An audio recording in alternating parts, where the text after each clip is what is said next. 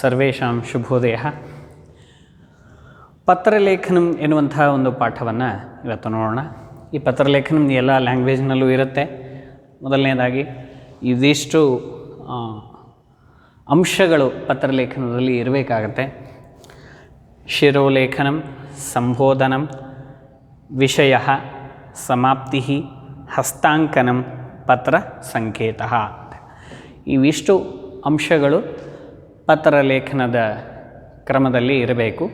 ಅದರಲ್ಲಿ ವೈಯಕ್ತಿಕ ಪತ್ರ ಬೇರೆ, ವ್ಯಾವಹಾರಿಕ ಪತ್ರ ಬೇರೆ, ವಿರಾಮ ಪತ್ರಗಳು ಬೇರೆ ಅಂಥೇಳಿ ನಾವು ಅದರದೇ ಆದಂಥ ಒಂದು ಸ್ಟೈಲ್ಗಳನ್ನು, ಶೈಲಿಯನ್ನು ಚೇಂಜ್ ಮಾಡ್ತಾ ಹೋಗ್ತೀವಿ. ಪಿತರಂ ಪ್ರತಿ ಪತ್ರಂ ಅಂಥೇಳಿ ಮೊದಲನೇದು ನೋಡೋಣ. ಇದರಲ್ಲಿ ಮೊದಲು ಶ್ರೀಹಿ ಬರ್ಕೊಂಡಿರ್ತೀವಿ. ಮಿಡಲಲ್ಲಿ ನಮ್ಮ ಎಡಭಾಗದಲ್ಲಿ ಕ್ಷೇಮಂ ಅಂತ ಬರಿಬೇಕು. ಬಲಭಾಗದಲ್ಲಿ ಸ್ಥಳ, ಶಿರಸಿ ಅಥವಾ ಏನು ಬೆಂಗಳೂರು ಅಥವಾ ಜಮಖಂಡಿ.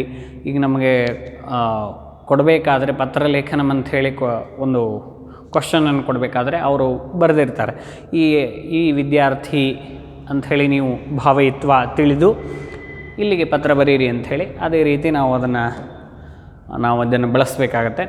ಸ್ಥಳಂ, ಯಾವ ಊರು ಕೊಟ್ಟಿದ್ದಾರೆ, ಅದು ಯಾವ ದಿನಾಂಕ ಕೊಟ್ಟಿದ್ದಾರೆ. ಯಾವಾಗ ಈ ಸ್ಥಳ ಮತ್ತು ದಿನಾಂಕಗಳು ಯಾವಾಗ ನಮ್ಗೆ ಪರ್ಟಿಕ್ಯುಲರ್ ಆಗಬೇಕಾಗುತ್ತೆ ಅಂದರೆ ಯಾವುದಾದ್ರೂ ಅರ್ಜಿ ಹಾಕಬೇಕು ಅಂಥೇಳಿ ನಮಗೆ ಪತ್ರಲೇಖನದಲ್ಲಿ ಮೆನ್ಷನ್ ಮಾಡಿದರು ಅಂತಾದರೆ, ಯಾವುದಾದ್ರೂ ಉದ್ಯೋಗಕ್ಕೆ ನಾವು ಹಾಕಬೇಕು ಅಂಥೇಳಿ ಬಂದಿದ್ದರೆ ಅದನ್ನು ಎರಡೂ ಮೆನ್ಷನ್ ಮಾಡಬೇಕಾಗತ್ತೆ. ಮತ್ತು ಮಧ್ಯದಲ್ಲಿ ವಿಷಯ ಏನಂತ ಬರುತ್ತೆ, ಪೂಜ್ಯ ಚರಣಾರವಿಂದಯೋ ಸಾಷ್ಟಾಂಗ ಪ್ರಣಾಮಾಃ, ಅಹಮತ್ರ ಕುಶಲಿ ತತ್ರ ಭವಂತಃ ಸರ್ವೇ ಕುಶಲಿನಃ ಇತಿ ಭಾವಯಾಮಿ. ಅತ್ರ ಮಮ ಅಧ್ಯಯನಂ ಸಮ್ಯಕ್ ಪ್ರವರ್ತತೆ. ಅಂದರೆ ನಾನಿಲ್ಲಿ ಚೆನ್ನಾಗಿ ಓದ್ತಾ ಇದ್ದೀನಿ. ಅಸ್ಮಾಕಂ ವಿದ್ಯಾಲಯಸ್ಯ ಕೇಚನ ಮಮ ವಯಸ್ಯಾಃ ಅಧ್ಯಾಪಕೈಃ ಸಹ ಪ್ರವಾಸಾರ್ಥಂ ಬೇಲೂರು ಹಳೆಬೀಡು ನಗರಂ ಗಮಿಷ್ಯಂತಿ. ಅಲ್ಲಿಗೆ ಹೋಗ್ತಾ ಇದ್ದಾರೆ ಟೂರಿಗೆ. ಅಹಮಪಿ ಗಂತುಂ ಇಚ್ಛಾಮಿ, ಅತಃ ಪ್ರವಾಸಾರ್ಥಂ 500 ರೂಪ್ಯಕಾಣಿ ಪ್ರೇಷಯಂತು ಇತಿ ಪ್ರಾರ್ಥಯೇ. ಮಾತ್ರೆ ನಮಸ್ಕಾರಾನ್ ನಿವೇದಯತು. ಮಾತ್ರೆ ಅಂದರೆ ತಾಯಿಗೆ ನನ್ನ ನಮಸ್ಕಾರಗಳನ್ನು ಹೇಳ್ರಿ ಮತ್ತು ನನಗೊಂದಿಷ್ಟು ಅಮೌಂಟನ್ನು ಕಳಿಸ್ರಿ ಅಂಥೇಳಿ ತಂದೆಯನ್ನು ಉದ್ದೇಶಿಸಿ ಇಲ್ಲಿ ಒಂದೇ ಪತ್ರ ಬರೆದಿದ್ದಾರೆ. ಅದರಲ್ಲಿ ಭವದೀಯ ಪುತ್ರ ಅಥವಾ ಪುತ್ರಿ, ಹಸ್ತಾಂಕನಂ ಅಂದರೆ ಅಲ್ಲಿ ಸೈನ್ ಮಾಡೋದು. ಆ್ಯಕ್ಚುಲಿ ವೈಯಕ್ತಿಕ ಪತ್ರದಲ್ಲಿ ಸೈನ್ ಮಾಡೋದು ಬಹಳ ಕಡೆ ಇರಲ್ಲ. ಸಕಾಶಾತ್ ಅಂದರೆ ಫ್ರಮ್, ಸವಿಧೆ ಅಂತಂದರೆ ಟು, ಯಾರಿಗೆ ಕಳಿಸ್ತಿರೋ ಅದು ಇರುತ್ತೆ. ಹಾಗಾಗಿ ಇದಿಷ್ಟು ಪಿತರಂ ಪ್ರತಿ ಪತ್ರಂ ಅಂತ ಇದ್ದಾಗ ಅದನ್ನು ನಾವು ಮೆನ್ಷನ್ ಮಾಡಬೇಕಾಗುತ್ತೆ. ಅದರಲ್ಲಿ ಎಲ್ಲ ಇದೆ ಅಂದ್ಕೊಳ್ತೀನಿ. ಶಿರೋಲೇಖನಂ ಇಲ್ಲಿದೆ. ಸಂಬೋಧನಂ ಪೂಜ್ಯನೀಯ ಪಿತೃಚರಣಾರವಿಂದಯೋ ಅಥವಾ ಇಲ್ಲಿ ಮಾನ್ಯಾಹ ಅಂಥೇಳಿ ಒಂದು ಕಡೆ ಮೆನ್ಷನ್ ಮಾಡಬೇಕು. ಮತ್ತು ವಿಷಯ, ಎಲ್ಲ ಕಡೆಯೂ ಎಲ್ಲವೂ ಇರಲ್ಲ. ವಿಷಯ ಬರಿಬೇಕು. ಸಮಾಪ್ತಿ, ಕೊನೆಗೆ ನಾವೇನು ಯಾವ ವಿಷಯದ ಬಗ್ಗೆ ಮಾತಾಡ್ತಾ ಇದ್ವಿ ಅದರ ಸಮಾಪ್ತಿಯನ್ನು ಕೂಡ ಮಾಡಬೇಕಾಗತ್ತೆ. ಹಸ್ತಾಂಕನಂ, ಕೆಲವು ವೈಯಕ್ತಿಕ ಪತ್ರಗಳಿಗೆ ನಾವು ಸೈನ್ ಮಾಡಲ್ಲ, ಆದರೆ ಅರ್ಜಿ ಬರಿಬೇಕಾದ್ರೆ ಅಥವಾ ವಿರಾಮ ಪತ್ರ ಬರಿಬೇಕಾದ್ರೆ ನಮಗೆ ಬೇಕಾಗುತ್ತೆ. ಪತ್ರ ಸಂಕೇತ ನಾಮ ಸ್ಟ್ಯಾಂಪ್, ಪತ್ರದ ಸಂಕೇತವನ್ನು ಮಾಡಬೇಕು ಅಂತ. ಇನ್ನು ಮಿತ್ರಂ ಪ್ರತಿ ಪತ್ರಂ ಅಂತ ಇಲ್ಲಿ ಪಿತರಂ ಇದೆಯಲ್ಲ, ಹಾಗೆಯೇ ಮಿತ್ರಂ ಪ್ರತಿ ಪತ್ರಂ ಅಂತ ಇಟ್ಕೊಂಡಾಗ ಇಲ್ಲೇನಾಗುತ್ತೆ, ಆ್ಯಸ್ ಇಟ್ ಈಸ್ ಇರುತ್ತೆ. ಇಲ್ಲಿ ಪೂಜ್ಯ ಅಂತಿರಲ್ಲ. ಹಾಗಾದರೆ ಇಲ್ಲಿ ಏನಾಗುತ್ತೆ, ಪ್ರಿಯ ಮಿತ್ರ ಅಂಥೇಳಿ ಸಂಬೋಧನೆಯನ್ನು ಮಾಡಬೇಕಾಗತ್ತೆ. ಪ್ರಿಯ ಮಿತ್ರ ಅಂಥೇಳಿ ಸಂಬೋಧನೆಯನ್ನು ಮಾಡಿ ವಿಷಯವನ್ನು ಬರೀಬೇಕಾಗತ್ತೆ. ಸಾದರಂ ಪ್ರಣಾಮಾಹ, ಅವನಿಗೂ ಕೂಡ ಪ್ರಣಾಮಗಳು. ಅಹಮತ್ರ ಕುಶಲಿ, ನಾನಿಲ್ಲಿ ಕುಶಲನಾಗಿದ್ದೇನೆ. ಭವಾನಪಿ ಕುಶಲಿ ಇತಿ ಭಾವಯಾಮಿ. ಮಮ ಅಧ್ಯಯನಂ ಸಮ್ಯಕ್ ಪ್ರವರ್ತತೆ. ಅಸ್ಮಾಕಂ ವಿದ್ಯಾಲಯೇ ಸಂಸ್ಕೃತೋತ್ಸವ ಕಾರ್ಯಕ್ರಮಃ ತಥಾ ಭಗವದ್ಗೀತಾ ಕಂಠಪಾಠ ಸ್ಪರ್ಧಾ ಚ ಆಯೋಜಿತಾ ವರ್ತತೆ. ಅಹಮಪಿ ಭಾಗಂ ವಹಾಮಿ, ಅತಃ ತಸ್ಮಿನ್ ಸಮಯೇ ಭವತಾ ಅವಶ್ಯಂ ಆಗಂತವ್ಯಂ. ನಾನು ಕೂಡ ಅದಕ್ಕೆ ಪಾರ್ಟಿಸಿಪೇಟ್ ಮಾಡ್ತಾ ಇದ್ದೀನಿ, ನೀನು ಆವಾಗ ಬರಬೇಕು ಅಂಥೇಳಿ ಮಿತ್ರನ ಕುರಿತು ಪತ್ರವನ್ನು ಬರಿತಾ ಇದ್ದಾನೆ.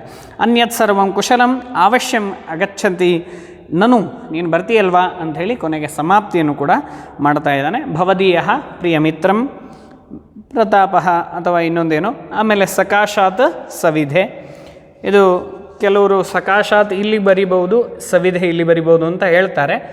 ಆ್ಯಸ್ ಇಟ್ ಈಸ್ ಯಾವುದಾದ್ರೂ ನೀವು ಸಕಾಶಾತ್ ಇಲ್ಲಿ ಬರೆದ್ರೂ ಓಕೆನೆ. ಆದರೆ ಒಂದು ಪ್ಯಾರಾಗ್ರಾಫ್ ಅಂತ ಬಂದಾಗ ಸಕಾಶಾತ್ ಒಂದು ಕಡೆ ಫ್ರಮ್ ಅಂತ ಮೊದಲು ಬರೆದು ಟು ಅಂತ ಮೊದಲು ಬರೆಯೋದು, ಆಮೇಲೆ ಆನಂತರ ಬರಿಬಹುದು. ಇದರಲ್ಲಿ ವೈಯಕ್ತಿಕ ಪತ್ರದಲ್ಲಿ ಇದಿಷ್ಟು ಇರುತ್ತೆ, ಸರಿನಾ? ಹಾಗಾದರೆ ಈ ವಿರಾಮ ಪತ್ರ ನೆಕ್ಸ್ಟ್. ವೈಯಕ್ತಿಕ ಪತ್ರ ಅಂದರೆ ಈಗ ಮಿತ್ರಂ ಪ್ರತಿ ಅಂತ ಹೇಳಿದ್ವಿ. ಇನ್ನು ಗೆಳೆಯರಿಗೆ, ಇದು ಅಣ್ಣನಿಗೆ ಬರಿಬಹುದು, ಮತ್ತು ಅಕ್ಕನಿಗೆ ಬರಿಬಹುದು, ಅಥವಾ ತಾಯಿಗೆ ಬರಿಬಹುದು. ಯಾವುದೇ ಆಗಲಿ ವೈಯಕ್ತಿಕವಾಗಿ ಬರೆಯೋದಾದರೆ ಈ ಪ್ಯಾಟರ್ನಲ್ಲಿ ಇರಬೇಕಾಗತ್ತೆ. ಇನ್ನು ವಿರಾಮ ಪತ್ರಂ ಅಂತಂದಾಗ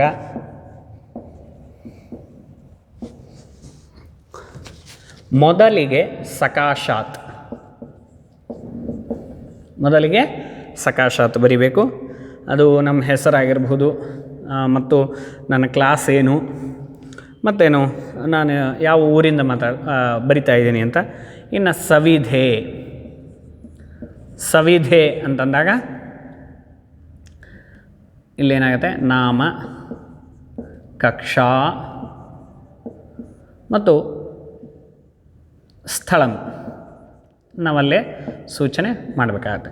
ಸವಿಧೆ ಅಂತಂದಾಗ ಯಾರಿಗೆ ಬರಿತಾ ಇದ್ದೀವಿ, ಪ್ರಾಚಾರ್ಯ ಅಲ್ವಾ, ಪ್ರಾಚಾರ್ಯ. ವಿದ್ಯಾಲಯದ ಹೆಸರು, ಯಾವ ವಿದ್ಯಾಲಯ ಇದೆ ಆ ವಿದ್ಯಾಲಯದ ಹೆಸರು, ಮತ್ತು ಸ್ಥಳಂ ಅಂದರೆ ಊರು, ಅದನ್ನು ನಾವು ಬರಿಬೇಕಾಗುತ್ತೆ. ಆಮೇಲೆ ವಿಷಯ, ಆನಂತರ ವಿಷಯ ಬರುತ್ತೆ. ಅಲ್ಲಿ ಏನು ಬರಿಬೇಕು, ದಿನದ್ವಯನೋ ಅಥವಾ ದಿನತ್ರಯನೋ ಅಥವಾ ಏಕ ಸಪ್ತಾಹ ಪರ್ಯಂತಂ ವಿರಾಮ ಪತ್ರಂ ಅಂತ ಹೇಳಿ ಬರೆದು ಕೊನೆಗೆ ನಾವು ಮಾನನೀಯ ಅಥವಾ ಮಾನ್ಯಾಹ ಅಂಥೇಳಿ ನಾವು ಶುರು ಮಾಡ್ಬೋದು. ಆನಂತರ ಅಹಂ ಅಂಥೇಳಿ ಪತ್ರದ ಒಕ್ಕಣೆಯನ್ನು ನಾವು ಶುರು ಮಾಡಬೇಕು. ಅಹಂ ದ್ವಿತೀಯ PUC ಅವಿಭಾಗಸ್ಯ ಛಾತ್ರ ಅಸ್ಮಿ. ಅಹಂ ಶ್ವಃ ಮಾತಾಪಿತೃಭ್ಯಾಂ ಸಹ ಬೆಂಗಳೂರು ನಗರಂ ಗಮಿಷ್ಯಾಮಿ. ತತ್ರ ಮಮ ಬಂಧೋಃ ಗೃಹ ಪ್ರವೇಶೋತ್ಸವಃ ವರ್ತತೆ.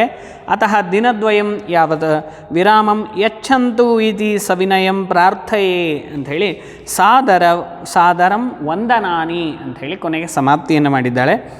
ಆನಂತರ ಇಲ್ಲೆಲ್ಲ ಇದಿಷ್ಟು ಮೇಲ್ ಬರೆದು ಆಮೇಲೆ ವಿಷಯ ಬರೆದು ಏನೇನು ಎಷ್ಟು ದಿನ ಬೇಕು, ಯಾಕೆ ಬೇಕು ಅನ್ನುವ ವಿಷಯವನ್ನು ಇಲ್ಲಿ ಕಂಕ್ಲೂಷನ್ ಮಾಡಿದ ಮೇಲೆ ಕೊನೆಗೆ ಸ್ಥಳಂ ಮತ್ತೊಮ್ಮೆ, ಅಂದರೆ ನಾನು ಯಾವ ಇದರಿಂದ ಬರಿತಾ ಇದ್ದೀನಿ ಅಲ್ಲಿದು, ಮತ್ತು ದಿನಾಂಕ ಇಲ್ಲಿ ಕೆಳಗಡೆ ಹಾಕಬೇಕಾಗತ್ತೆ, ಇನ್ನು ಭವದೀಯ ಅಂಥೇಳಿ ರೈಟ್ ಸೈಡಿಗೆ. ಇದು ಯಾವಾಗಲೂ ಭವದೀಯ ಅನ್ನೋದು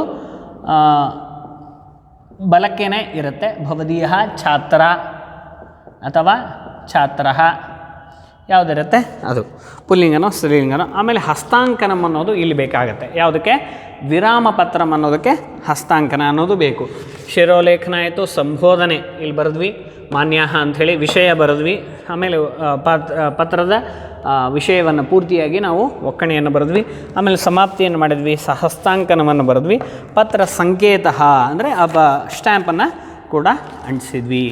ಇನ್ನು ಹಾಗಾದರೆ ಇಲ್ಲಿ ವಿರಾಮ ಪತ್ರಂ ಅಂತ ಏನು ಹೇಳಿದ್ವಲ್ಲ, ಇಲ್ಲಿ ನಮ್ಮ ವ್ಯಾವಹಾರಿಕ ಪತ್ರಗಳು, ಒಂದು ನಗರಸಭೆಗೆ ಬರಿಬೇಕಾಗತ್ತೆ, ಏನೋ ನಮ್ಮ ಏರಿಯಲ್ಲಿ ನೀರು ಬಂದಿಲ್ಲ, ಅಥವಾ ಯಾವುದಾದ್ರೂ ಪುಸ್ತಕ ಪ್ರೇಷಣಾಯ ಅಂದರೆ ಪುಸ್ತಕವನ್ನು ಕಳಿಸ್ರಿ ಅಂಥೇಳಿ ಒಂದು ಬುಕ್ ಸ್ಟಾಲಿಗೆ ಬರಿಬೋದು.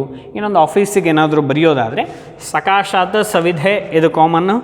ಆನಂತರ ಇಲ್ಲಿ ಏನು ಮಿಸ್ ಆಯ್ತು ಹಾಗಾದರೆ, ಶ್ರೀಹಿ ಅನ್ನೋದು ನಮಗೆ ಮಿಸ್ ಆಗ್ತಾ ಹೋಗುತ್ತೆ. ಅಂದರೆ ವ್ಯಾವಹಾರಿಕ ಪತ್ರದಲ್ಲಿ ಶ್ರೀಹಿ ಅಂತ ಹಾಕೋದು ಕಡಿಮೆ.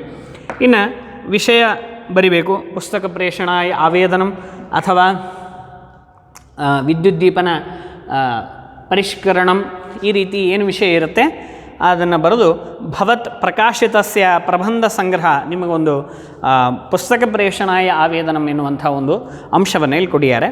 ಪ್ರಬಂಧ ಸಂಗ್ರಹ ನಾಮಕ ಪುಸ್ತಕಸ್ಯ ವಿಷಯೇ ಅಹಂ ಜ್ಞಾತವಾನ್ ತತ್ ಪುಸ್ತಕಂ ಮಯಾ ಅವಶ್ಯಂ ಕ್ರೇತವ್ಯಂ. ಅತಃ ತತ್ ಪುಸ್ತಕಂ VPP ದ್ವಾರ ಶೀಘ್ರಂ ಪ್ರೇಷಯತು ಇತಿ ವಿನಯೇನ ಪ್ರಾರ್ಥಯೇ. ಪೋಸ್ಟಿನಲ್ಲೋ ಅಥವಾ ಕೊರಿಯರ್ಗೋ ನಮಗೆ ಕಳಿಸ್ರಿ ಅಂಥೇಳಿ ಇಲ್ಲಿ ಹೇಳ್ತಾ ಇದ್ದಾರೆ. ಕೊನೆಗೆ ಧನ್ಯವಾದ ಅಂಥೇಳಿ ಕೊನೆಗೆ ಬರೆಯುವಂಥದ್ದು. ಸ್ಥಳ ಮತ್ತು ದಿನಾಂಕ ಹಾಕಬೇಕು. ಭವದೀಯ ಸುಹಾಸಃ, ಇಲ್ಲಿ ಛಾತ್ರಾಹ ಅಲ್ಲ, ನಾರ್ಮಲ್ ನಮ್ಮ ಹೆಸರನ್ನು ಬರೆದ್ರೆ ಸಾಕಾಗತ್ತೆ. ಹಾಗಾದರೆ ಪತ್ರಲೇಖನಂಗೆ ಏನೇನು ಬೇಕು? ಒಟ್ಟು ವೈಯಕ್ತಿಕ ಪತ್ರ ಇರುತ್ತೆ, ವ್ಯಾವಹಾರಿಕ ಪತ್ರ ಇರುತ್ತೆ, ವಿರಾಮ ಪತ್ರ ಇರುತ್ತೆ. ಆ ವಿರಾಮ ಪತ್ರ ಮತ್ತು ವ್ಯಾವಹಾರಿಕ ಪತ್ರ ಆ್ಯಸ್ ಇಟ್ ಈಸ್ ಸೇಮ್ ಇರುತ್ತೆ. ವೈಯಕ್ತಿಕ ಪತ್ರ ಅಂದರೆ ಮತ್ತೆ ಸ್ವಲ್ಪ ಶಿರೋಲೇಖನ ಇರುತ್ತೆ. ಈ ಕಡೆ ಕ್ಷೇಮಂ ಅಂತ ಇರುತ್ತೆ, ಆ ಕಡೆ ದಿನಾಂಕ ಅಂತ ಇರುತ್ತೆ, ಸ್ಥಳಂ ಅಂತ ಇರುತ್ತೆ. ಕೆಳಗಡೆಯಿಂದ ಪೂಜ್ಯ ಪಿತೃಚರಣ ಅಥವಾ ಪೂಜ್ಯ ಮಾತೃಚರಣ ಈ ರೀತಿ ನಾವು ಸ್ಟಾರ್ಟ್ ಮಾಡ್ತೀವಿ. ಹಾಗಾಗಿ ಪತ್ರಲೇಖನಂನಲ್ಲಿ ಇದಿಷ್ಟು ಅಂಶಗಳು ಇರಬೇಕು ಮತ್ತು ಯಾವ ರೀತಿ ಬರಿಬೇಕು ಅನ್ನೋದನ್ನು ನಾವು ಇವತ್ತು ನೋಡಿದ್ವಿ. ಅದರಲ್ಲಿ ನಿಮ್ಮ ಟೆಕ್ಸ್ಟ್ ಬುಕ್ನಲ್ಲೂ ಕೂಡ ಒಂದು 2-3 ಪತ್ರಗಳನ್ನು ಕೊಟ್ಟಿದ್ದಾರೆ. ಅದರಲ್ಲೇ ಆಲ್ಮೋಸ್ಟ್ ಆ ಕಡೆ ಈ ಕಡೆ ಮಾಡಿ ಪ್ರಶ್ನೆಗಳನ್ನು ಕೊಡ್ತಾರೆ. ಹಾಗಾಗಿ ನೀವೇನು ಕಾಳಜಿ ಮಾಡದೆ ಆರಾಮಾಗಿ ಬರೀರಿ. ಇನ್ನು ಒಂದು ನಾನು ನಿಮಗೆ ವಿಷಯ ಹೇಳಲಿಕ್ಕೆ ಪ್ರಯತ್ನ ಪಡ್ತೀನಿ. ಬಹಳಷ್ಟು ಜನ ಬರಿಬೇಕಾದ್ರೆ ತಪ್ಪನ್ನು ಮಾಡ್ತೀವಿ. ಅಂದರೆ ಅನುನಾಸಿಕ ಸಂಧಿಯ ಬಗ್ಗೆ ನಮಗೆ ಗೊತ್ತೇ ಇಲ್ಲ.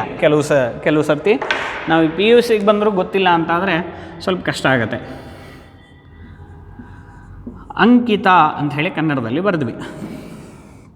ಇನ್ನು ಅಂಬಾ ಅಂಥೇಳಿ ಬರೆದ್ವಿ ಅಲ್ವಾ. ಆಮೇಲೆ ಮತ್ತು ಅದು ತಂದನು ಅಂಥೇಳಿ ಬರೆದ್ವಿ ಅಂದ್ಕೊಳ್ಳಿ, ಇಲ್ಲ ತಂದರು ಅಂಥೇಳಿ ಬರೆದ್ವಿ. ಇದನ್ನು ಸಂಸ್ಕೃತದಲ್ಲಿ ಅನುನಾಸಿಕ ಸಂಧಿ ಅಂಥೇಳಿ ಒಂದಿದೆ. ಈ ಅನುನಾಸಿಕ ಸಂಧಿ ಅನ್ನೋದು ಯಾಕೆ ಬೇಕಾಗತ್ತೆ ಅಂತಂದರೆ, ಈ ಅನುನಾಸಿಕ ಸಂಧಿಯ ಪ್ರಕಾರ ನಮಗಿಲ್ಲಿ ಏನಾಗುತ್ತೆ, ಯಾವ ಅಕ್ಷರದ ಮೇಲೆ ಇಲ್ಲಿ ಅನುಸ್ವಾರ ಅಂತ ಕರಿತೀವಲ್ಲ, ಈ ಸೊನ್ನೆಯನ್ನೇನಂತ ಕರಿತೀವಿ? ಅನುಸ್ವಾರ ಅಂತ ಕರಿತೀವಿ. ಈ ಅನುಸ್ವಾರ ಯಾವ ಅಕ್ಷರದ ಮೇಲೆ ಹೇಳ್ತಾ ಇದ್ದೀವಿ, ಆ ಅಕ್ಷರದ ಕೊನೆಯ ಅನುನಾಸಿಕ ಪದಗಳನ್ನು ಹಾಕುವುದು ನಮ್ಮ ಸಂಸ್ಕೃತದಲ್ಲಿ ಅನುನಾಸಿಕ ಸಂಧಿಯ ಪ್ರಕಾರ ಯರೋನುನಾಸಿಕ ಅಂಥೇಳಿ ಸೂತ್ರ ಅದು. ಆ ರೀತಿ ನಾವು ಹಾಕ್ತೀವಿ. ಇಲ್ಲಿ ಈ ಕನ್ನಡದಲ್ಲಿ ಎಲ್ಲ ಕಡೆ 0 ಹಾಕ್ತೀವಲ್ಲ, ಆದರೆ ಇದು ಸರಿ, ಇದು ಸರಿ, ಇದು ಸರಿ. ಆದರೆ ಇಲ್ಲಿ ಏನಾಗುತ್ತೆ, ಅಂಕಿತ ಅಂತಂದಾಗ ಬಹಳಷ್ಟು ಜನ ಹೀಗೆ ಬರಿತೀವಿ, ಇದು ತಪ್ಪಾದದ್ದು. ಹಾಗಾದರೆ ಯಾವ್ದು ಸರಿ ಅಂತಂದರೆ ಬರಿತೀವಿ. ಇಲ್ಲಿ ಸೊನ್ನೆಯನ್ನು ಕೀಗೆ ಹಾಕಿದ್ದೀವಲ್ಲ, ಹಾಗಾದರೆ ಕ ಖ ಗ ಘ ङ ಅಂದರೆ ವರ್ಗದ ಕೊನೆಯ ಅಕ್ಷರ ಅಥವಾ ಅನುನಾಸಿಕ, ಆ ವರ್ಗದ ಕವರ್ಗದ ಅನುನಾಸಿಕವನ್ನು ಬರಿಬೇಕು ಅಂತಂದಾಗ ಇಲ್ಲಿ ಅಂಕಿತ ङ ಬರೆದು ಕ ಬರೆದು ಈ ರೀತಿ ನಾವು ಬರಿಬೇಕಾಗತ್ತೆ. ಇದು ಸರಿಯಾದದ್ದು. ಇನ್ನು ಅಂಬ ಉದಾಹರಣೆಯನ್ನು ನೋಡೋಣ. ಮತ್ತೊಂದು ಅಂಬ ಅನ್ನಲ್ಲಿ 0 ಹಾಕಿಬಿಟ್ಟಿದ್ದೀವಿ, ಇದು ತಪ್ಪು, ಇದು ತಪ್ಪು. ಹಿಂದಿ ಪ್ರಕಾರ ಸರಿ ಇರ್ಬೋದು, ಸಂಸ್ಕೃತದ ಪ್ರಕಾರ ಮ ಮತ್ತು ಬಾ ಹಾಕಬೇಕು. ಯಾಕೆ ಅಂದರೆ ಬಗ್ ಹಾಕ್ತಾ ಇದ್ದೀವಲ್ಲ, ಪ ಫ ಬ ಭ ಮ ಅಂಥೇಳಿ ಮಕಾರ ವರ್ಗದ ಕೊನೆಯ ಅಕ್ಷರ ನಾವು ವಾಕ್ಯವನ್ನು ಬರಿಬೇಕಾದ್ರೆ, ಪದವನ್ನು ಬರಿಬೇಕಾದ್ರೆ ಹಾಕಬೇಕು. ಹಾಗಾಗಿ ಅನುನಾಸಿಕ ಅಂದರೆ ಈ ಬಕಾರದ ಅನುನಾಸಿಕ ಯಾವುದು? ಪ ಫ ಬ ಭ ಮ. ಮಕಾರ ಅನುನಾಸಿಕ ಆಗುತ್ತೆ. ಹಾಗಾಗಿ ಇದು ಸರಿಯಾದ ಲೇಖನ. ಇನ್ನು ತಂದರು ಅಥವಾ ಬಂದರು ಅಂತ ಇದೆ. ಇಲ್ಲಿ ಏನು ಮಾಡಿಬಿಡ್ತೀವಿ, ತಂದರು ಅಂಥೇಳಿ ಸುಮ್ಮನೆ ಉದಾಹರಣೆಗೆ ಕೊಡ್ತಾ ಇದ್ದೀನಿ, ಅದರದ್ದೇನು ಮೀನಿಂಗ್ ಇಲ್ಲ, ಸರಿನಾ? ಆದರೆ ಇಲ್ಲಿ ಏನು ಮಾಡಬೇಕು, ಡಕಾರದ ಅನುನಾಸಿಕ ಅಂದರೆ ಯಾವುದು? ಈ ರೀತಿ ಅಲ್ವಾ, ತಂದರು. ಉದಾಹರಣೆ ನೋಡೋಣ, ಇದು ಸರಿ. ಹಾಗಾದರೆ ಅಂಧಃ ಅಂಥೇಳಿ ಇದೆ, ಸರಿಯಾಗಿದೆಯಾ ಅಥವಾ ಹೀಗೆ ಬರಿಬೇಕಾ? ಇದು ತಪ್ಪು, ಇದು ಸರಿ. ಯಾಕೆ? ಅಂಧಃ ಅಂತಂದಾಗ ತ ಥ ದ ಧ ನ ನವರ್ಗ ನಕಾರ ಅನ್ನೋದು ಧ ವರ್ಗದ ತ ಥ ದ ಧ ವರ್ಗದ ಕೊನೆಯ ಅನುನಾಸಿಕ. ಇದನ್ನು ಬಳಸಬೇಕು. ಯರಹ ಅನುನಾಸಿಕೋವ ಎನ್ನುವಂತಹ ಸೂತ್ರದ ಪ್ರಕಾರ ನಮಗೆ ಈ ರೀತಿ ಆಗುತ್ತೆ. ಇದನ್ನು ಒಂದು ಸ್ವಲ್ಪ ಇಂಪಾರ್ಟೆಂಟಾಗಿ ನಿಮ್ಗೆ ಯಾಕೋ ನೀವು ಬರೆಯೋದು ನನಗೆ ಸ್ಯಾಟಿಸ್ಫ್ಯಾಕ್ಷನ್ ಅನ್ನಿಸ್ತಾ ಇಲ್ಲ, ಹಾಗಾಗಿ ಇದನ್ನು ಹೇಳ್ತಾ ಇದ್ದೀನಿ. ಇದೊಂದು ಎಕ್ಸ್ಟ್ರಾ ಅಂತಲೂ ಇಟ್ಕೊಳ್ಳಿ. ಈ ಪರಿಶಿಷ್ಟ ಭಾಗದಲ್ಲಿ ಇದೆ, ಅದು ಇರಲಿ. ಅದನ್ನು ಒಟ್ಟಾರೆ ಇದನ್ನು ನೋಡಿಕೊಂಡು ಸರಿಯಾಗಿ ಯಾವುದೇ ತಪ್ಪಿಲ್ಲದಂತೆ ಬರೀರಿ ಅಂತ ಹೇಳ್ತೀನಿ. ಆಮೇಲೆ ಇನ್ನೂ ಏನಾದ್ರು ನಿಮಗೆ ವ್ಯಾಕರಣಗಳಲ್ಲಿ ಡೌಟ್ಸ್ ಇದ್ದರೆ, ಪರಿಶಿಷ್ಟ ಭಾಗದಲ್ಲಿ ಏನಾದ್ರು ಡೌಟ್ಸ್ ಇದ್ದರೆ ನೀವು ಕಾಲೇಜಿಗೆ ಬರ್ತಿರಲ್ಲ ಅವತ್ತೇ ನೋಡೋಣ. ಆದಷ್ಟು ಚೆನ್ನಾಗಿ ಅಭ್ಯಾಸ ಮಾಡಿರಿ. ಪತ್ರಲೇಖನ ಮುಗೀತು. ಇನ್ನು ಪ್ಯಾಸೇಜ್ ಅರ್ಥಗ್ರಹಣಂ ಅಂಥೇಳಿ ಇರುತ್ತೆ. ಅರ್ಥಗ್ರಹಣಂ ಅಂದರೆ ಆ ಪ್ಯಾಸೇಜನ್ನು ಓದಿದ ಮೇಲೆ ಅದರದ್ದು ಅರ್ಥವನ್ನು ತಿಳ್ಕೊಂಡ್ಮೇಲೆ ಒಂದು 5 ಕ್ವಶನನ್ನು ಕೊಟ್ಟಿರ್ತಾರೆ, ಅದನ್ನು ನೋಡಿಕೊಂಡು ನಾವು ಬಿಡಿಸೋದು. ಇದಿಷ್ಟು ಕ್ವಶನ್ ಪೇಪರ್ ಪ್ಯಾಟ್ರನ್ ಆಯಿತು. ಇದರಲ್ಲಿ ಏನಾದರೂ ಡೌಟ್ಸ್ ಇತ್ತು ಅಂತಾದರೆ ನಂಗೆ ಮೆಸೇಜ್ ಮಾಡಿರಿ. ಆದಷ್ಟು ಅಭ್ಯಾಸ ಮಾಡಿರಿ. ಸರಿನಾ?